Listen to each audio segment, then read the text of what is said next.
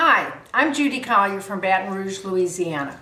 If you're suffering and grieving the death of a loved one, I know that I can help you.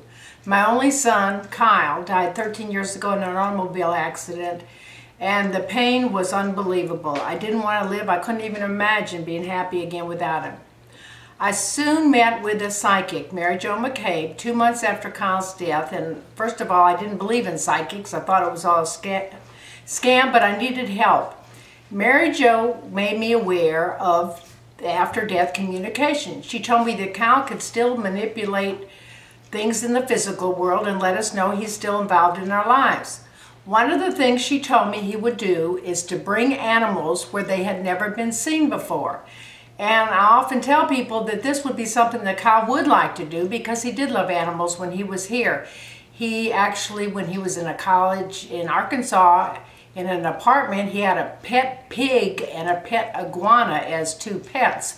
So, and I know they're not real common pets for people to have. But anyway, Kyle loved animals, and when she told me that he would bring them where they'd never been seen before, I thought, well, hopefully he'll be able to do that.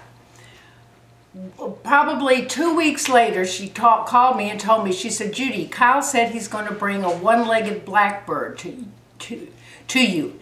Look for it. And 2 days later, my husband and I happened to be sitting on the sofa together, even though we very seldom sit together.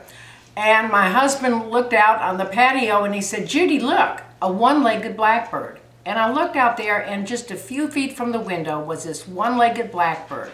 And it turned around a couple times, hopping around, like to say, here I am, look at me, I've only got one leg. And then it hopped over to the driveway, and then it flew off. And at that time, needless to say, it brought both Jim and I a lot of comfort. But we were still kind of skeptical and thought, well, maybe that is a coincidence.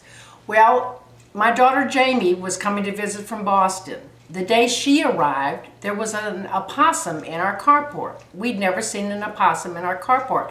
Now, we lived at that house for 25 years. Kyle was a baby when we moved in. He was 26 when he died. And we'd never seen a possum there at our home. Well, a couple months later, my other daughter Jill arrived from Seattle, and the day that she arrived, there were 2 opossums in the carport.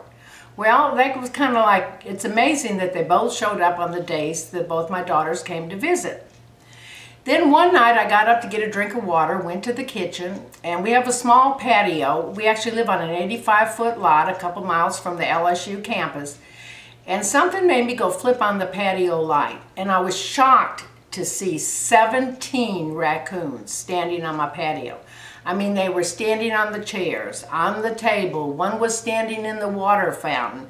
And I even remember saying, when I saw the raccoons standing in my potted plants, Kyle, I got your message, but you're killing all my plants.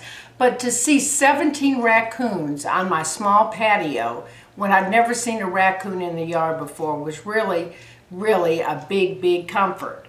Then it happened to be my husband's birthday on May 18th, and I was wondering, I said, well, since Kyle's able to bring all these animals, I wonder if he will acknowledge his father in some way.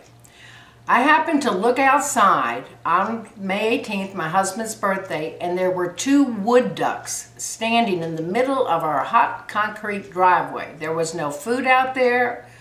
There's no creek. There's houses all around us. We've never seen a duck in the whole subdivision. And I was really excited, and Jim acknowledged Kyle and thanked him for bringing him the 2 wood ducks. Well, a couple years later, I happened to be going to garage sales, and something made me go back by my house. And I thought, why am I doing this? I still have garage sales to go to. But I drove in the back, and I was surprised to see when I parked my car 2 wood ducks standing in the same place that they had been when it was my husband's birthday. And I thought, what are they doing here? There's nobody's birthday or anything. And I kept thinking, Kyle, why did you bring them? I got out of the car, didn't seem to scare them. They kind of waddled around, and they went into the carport, and I kept thinking, Kyle, why did you bring them? And I kept thinking, I've got grandchildren, but it's not their birthday. And I couldn't think of why Kyle brought them, but I knew he brought them for a reason. Well, anyway, a few minutes later, the ducks flew off over my head, and I went in the house, and I called my husband at work, and I said, Jim, Kyle brought 2 more wood ducks, but why would he have brought them? And Jim's first words were, Judy, I'm busy at work. You don't need to be bothering me. I said, yeah, but I got to know why Kyle brought them. Anyway, he said, I don't have a clue. I'll see you later. Well, about 2 hours later, I was fixing lunch, chopping vegetables on the counter in the kitchen, and it dawned on me. It was my husband's and my 39th wedding anniversary, and it's the first time that both of us had forgotten it. So I called Jim at work real quick, and I said, Jim, happy anniversary. And he said, what? I said, Kyle reminded us.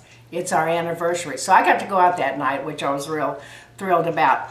But anyway, another thing happened that we ordered a pizza on a Friday night, and my husband went to the door to get it. And I was standing in the kitchen, and I heard the pizza man say to my husband, do you mind if I ask you a question? And I heard my husband say no. And he said, why is this big horse standing right here next to me on the sidewalk in your front yard? And Jim looked and he saw this big horse standing right there in our yard. And like I said, we live in a small, it's an 85-foot lot. I mean, houses all around, the street right in front of our house. And Jim called me, and I went out there and I just started laughing because I knew Kyle had brought it.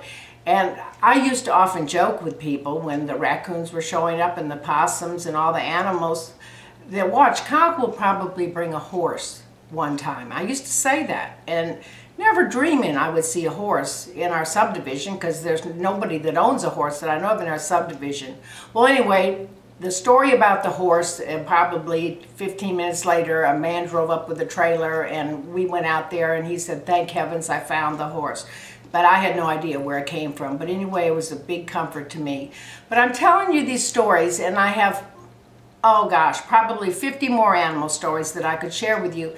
But look for animals from your loved ones as signs. Look for birds, birds hitting windows, feathers. There's so many ways that your loved ones can communicate with you and let you know that they're involved in your life.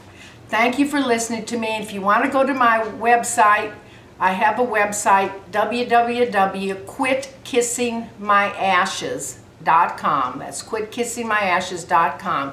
Go there and you can find out more ways that your loved ones can communicate with you. And I appreciate your listening to my story. Thank you.